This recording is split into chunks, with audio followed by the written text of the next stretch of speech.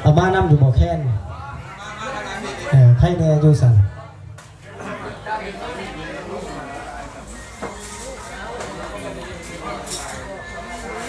เอาก้มหาขอดหาขี้มันเห็น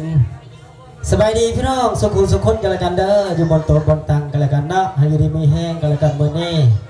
ผูกแขนหลานน้อยว่าสันเด้ให้ใหญ่สูงเฟี้ยงผ้ากันละกันเด้อ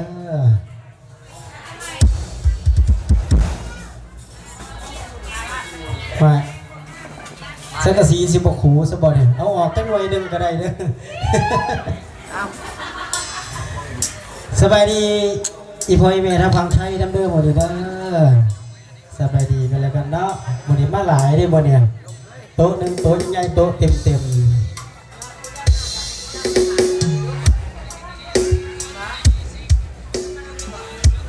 ปกติห้องเซนเตอร์แทนพูดที่บอดหน่อย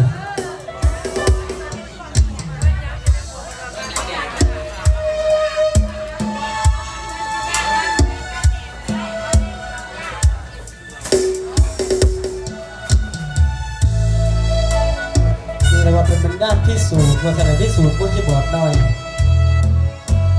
ขออนุญาตฟังต้นผลการเพลงผลการเพลงซาๆไปก่อนกันแล้วกันเนาะเอาจาก2-3เพลงให้พอเพิ่นก่อนสิเปิดงานต่อ